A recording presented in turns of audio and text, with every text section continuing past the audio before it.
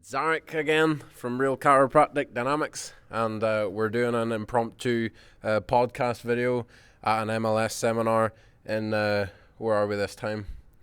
Toulouse, and last time we were together in Bristol, and I've noticed the culture change, like whenever you're in the UK and you're doing the adjustments and they need someone to supervise in the UK, it's just like here, now. Yeah. Here you have to shout like, okay, raise your hand if anyone wants supervision. And even when you do that, they're like, oh, okay, it is, if you want, no, if you have the time. The hand comes up. I need you to raise your hand. I can't see everybody. And then you'll see one of them come up through the midst. But yeah, tell us what's on your mind, Danny. What are you thinking about? Well, I'm just thinking about, this is my 10th MLS in the last year. As a coach? And as a coach, as a lead facilitator. And just thinking about how things are changing and the evolution of it, how I've changed as I've gone through each one. It's been a really good journey. I'm really enjoying every step in the path. I was thinking the other day about how we always talk about the mastery curve. So I'll put a slide in if you don't know what it is. But basically, it's you think your learning process is okay. You're going up and you can't put a foot wrong, and everything's going bad, and you can't do an adjustment to save your life. And then eventually it'll come up, and then back down, and then up and back down. But really, what happens is instead of it going up and down like this, if you were to zoom the lens out a little bit, what's actually happening is it's coming up and down, but as that happens, you are progressing. Yeah. And that's what I wanted to talk to you a little bit about, because recently, well, you've known me for a long, you've known me since second year, first year. Yeah. And I never really had a problem adjusting cervicals ever. I was adjusting cervicals in first year, but I could never adjust side posture. I think I adjusted my first lumbar in the first weeks of third year. Like with side posture, I was a late developer. So I put a lot of time and focus and energy into getting side posture and just doing plenty of mock thrusts on that dummy that you see. And now recently I've found, especially the last 2 weeks in clinic, side posture, man, I can't put a foot wrong. I'm seeing miracles just from doing side posture all the time. But now it's been a complete turnaround, and the last 2 weeks I can't adjust a cervical to save my life. It's like a first year again. What are your thoughts about that? Because I know you've been through some similar transitions as well. Absolutely. Well, it's this happens in everything. You watch sports, and there's players that have hot streaks, and then they have cold streaks. It all comes back to recognizing your cold streak, and then going back to the basics, just the fundamentals, and slowing it down.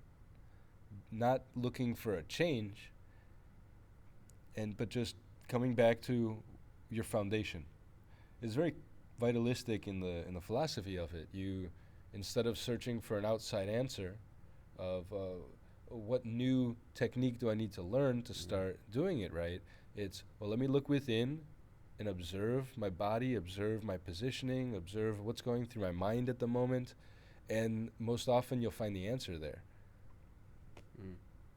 And I told you a little bit about this over text, about what I was doing, and you shared something that's really surprised me as well. You said that when you were coming up and you were on the up, that there was a period of time you struggled with thoracics or something. Yeah. Do you want to share that?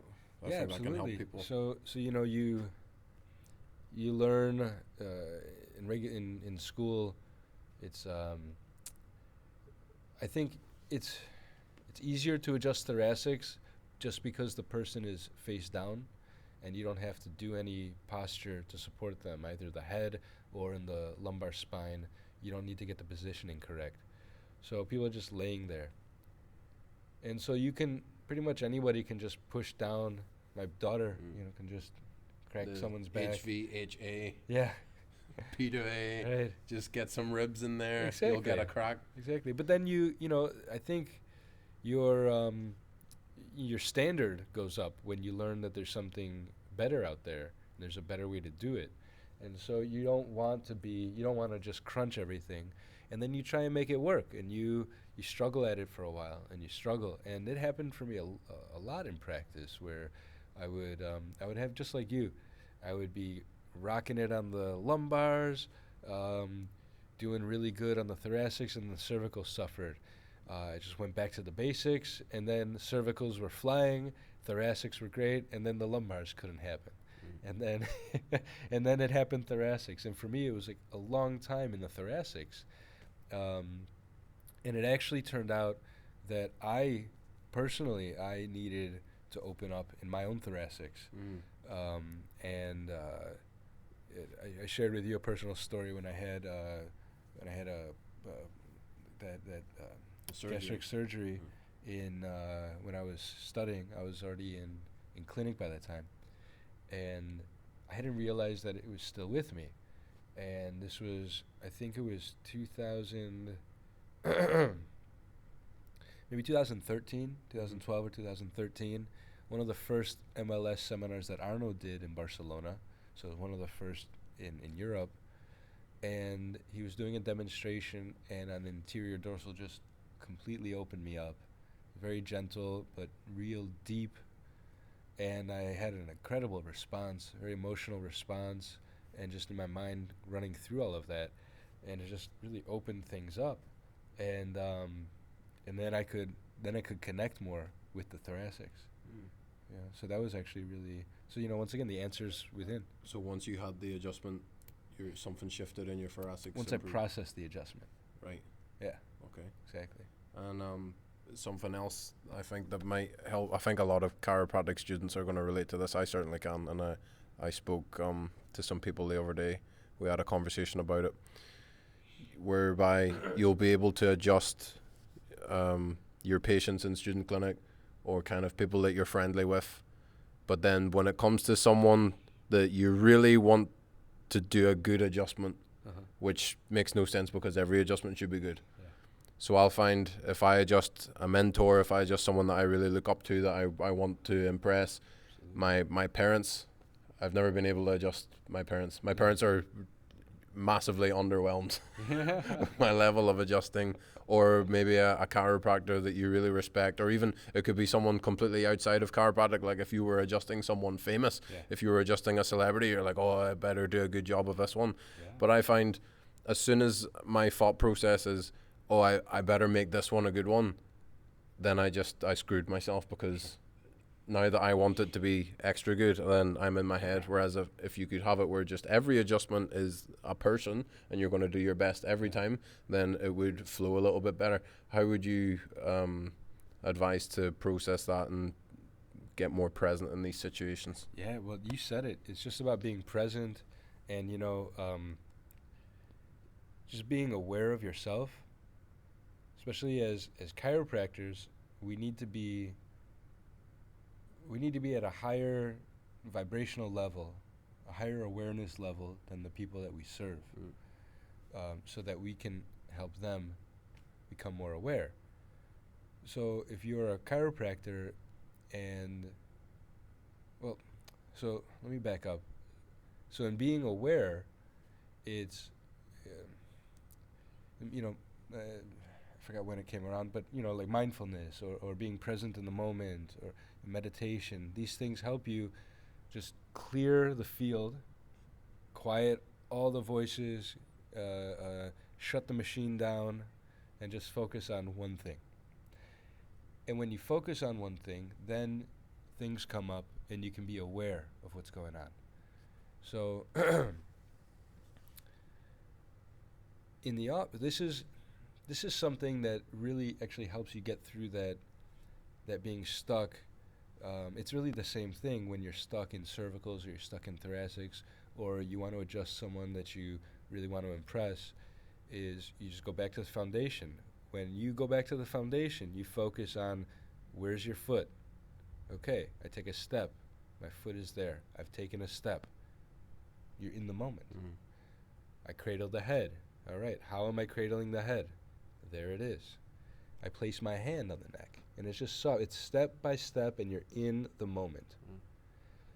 And then you maybe you catch yourself doing something wrong, but most likely, just by being in the moment, you do it right. So when you have an intention to impress someone, you are now serving yourself. Yeah. in this adjustment. You're in your ego. You're in your ego. And you cannot adjust from ego. You can certainly manipulate from ego. In fact, it's almost necessary to be highly egoistic during a manipulation. Right. To get the crack. To get it, whatever the outcome is. If it's a manipulation of the spine, a manipulation of an extremity, a manipulation of someone's psyche, whatever it is. Okay? Someone's economy you want to manipulate. So, and it's really ego-based. And so it's all, once again, quiet everything, be still, and just serve. Where am I? I'm in my office. Where do I do in my office? I serve in my office. I don't work. It's my service. I serve. And so, and that'll get you through it. So here I am. I'm about to adjust the Dalai Lama. Okay. Or Beyonce. Or Beyonce. All right. Holy shit. There's the Dalai Lama. There's Beyonce. Okay. Clear the head. There's a person on my table. You know, where am I? All right. I'm at my table, at my home, at my place, and I'm just going to serve. Sure. And just be there. Another thought I had on this, not if you're adjusting someone that you want to impress, but more if you're just adjusting someone that you feel comfortable adjusting any other day, whether you're in your practice or whether I'm in student clinic, adjusting a friend that you're close with or just a regular patient that you're not going to be nervous around. But what if there's people watching you? Because I mean, I've never had enough people watching me like to the magnitude of you have. You can't see this on camera, but we're just surrounded by benches and we're waiting for, how many people do you have signed up to this 36. seminar? So there's 36 people. They're going to come and watch him adjust. You know, I've had maybe my class watch me adjust, or maybe a group of like 5 people. What was that like to make that transition, especially when you're taking over from Arno? And you know that people are watching in the back of your mind. You're going to have that chatter and all that nonsense, and all like you're being compared to someone else. How then did you have that that journey to go down where you have to calm everything and get used to having people watching you? And if it might be your best work, it might not be your best work, and you have to just put that down and do your best. So I had, you know, we referenced my surgery before. When I was 26. So about my age. That was about your age. I had extreme pain, gastric pain, and we didn't know why. I had lost a bunch of weight, and I was gonna have a scheduled. They found like a nodule in my duodenum, and I was scheduled to have exploratory gastric surgery, which means they were gonna open me up. They didn't know what they were gonna find, and let's just see what happens. So, I'd never had surgery before. And I was also going through a lot of emotions because here I'm losing my weight. I don't even know what's going on with me. I don't know if I had like cancer or what. And so I did a lot of visualization work with Susan Rhodes, who at Life West was the psychology professor there, and she does amazing things. She's just a really wonderful woman who works with a lot of people and helped me visualize just a place of peace. And so I would, you know, it was, where's your place of peace? I was, I don't know, on a beach, you know, just laying in the sun. So I took a boat down a river, and there was the river. There was a couple things at the river. What did I see on the banks? And then came down in there, got off the boat, and now I'm on a beach. And what am I doing on the beach? And just feeling fully relaxed and warm and at peace. To bring your... Yeah. And so I did that. I had to do that, and went through that. When they put me under for the surgery, I said, just give me a minute here before you do it. And I went through that. And so I figured, well, the thing was, if this was my last moment, I would be where I wanted to be. Sure. I would choose, not my last thought being, oh crap, you know. Someone else is in control. You know. So that was really important to me. And so I had that foundation. I had worked on that. And I had been, I'd done some meditation as well, with, I think, like hypnosis. Mm-hmm. My uncle's wife used to do hypnosis. She made me a tape when I was like 16, and I remember the ending. It was, picture this, picture that. What do you want? How's this? And at the end, it was just realize that you can go back to this place anytime you want. It's there. That's right. And so I took that with me. I was 16 and I hadn't really gone anywhere. But, so, everywhere I went, if there was a beautiful place to see and I just took a moment in, and I was able to then later on close my eyes and be there. And it gets disrupted now with all the picture taking, because now you go somewhere and it's like, oh, let me get the picture and the filter and all of this. Right. And I don't take the time to just like spend 10 minutes looking out at the view, which is so human, so natural. But when I'm stressed about or when I have not a clear field in adjusting, getting back to your point, I have developed, takes time to develop that, being able to clear your mind. So I've got 36 plus the staff, so 40 people adjusting, watching me doing an adjustment. And I'm also thinking about, like running the seminar and are we going to be on time and all of these things. And it's just clear your mind. Here I am. There's a bone. There's a system. There's a person. And here I'm going to connect. And it's just, all right, am I in the river? Am I on the beach? Where am I? And I just go to that place and I feel at peace. Sometimes it takes me a little while, sometimes not. But so it's definitely a skill that you have to master, being able to clear your mind. So would I be right to sum it up? It's not really like a wall, like a challenge that you have to break through. It's more a muscle that you have to train just like any other muscle. Yeah. So the first couple of times that I'm doing it, there's going to be some struggles, but as you do it more and more and more, and then you build up, and next thing you know, you're adjusting with 36 people watching, and you're just in your zone, and it doesn't really matter. No, perhaps. I know at my office it's definitely like that, where it's, but for me, I still need to kind of struggle getting into my zone here. Right. I'm not trying to prove anything anymore. Which definitely helps. Ego. That's ego. But definitely, I think the first time it was like trying to prove stuff. And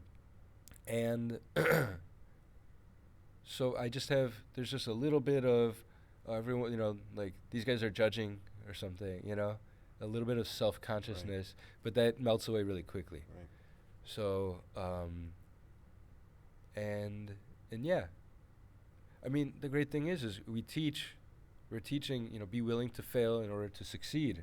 And so what type of teacher would I be if I didn't exhibit the same? Sure. So that's, it's also being an integrity. That's the thing. If I'm teaching, being perfect every single time and you can't screw up ever, well, then I better be perfect. And if I am a perfect being, then I don't have to worry about about screwing up. I'm definitely not a perfect being. And so there's always that possibility, but that's why we train being tuned in. Everything is the same. It's all mastery of self, mastery of awareness, mastery of adjustments, mastery of tone, mastery of feeling. All of it is a path, because there's been times in my life where I could be 100% constantly in a place of ease and awareness, just almost a constant meditative state. And there's been other times where it's taken me maybe 15 minutes of meditation, of just sitting there and really trying to focus in order to finally get 1 second of meditation. And I'm not talking about the beginning and the end. I'm talking about in the middle of the journey. It's been tough. And so it's always about practice, and everything changes around you.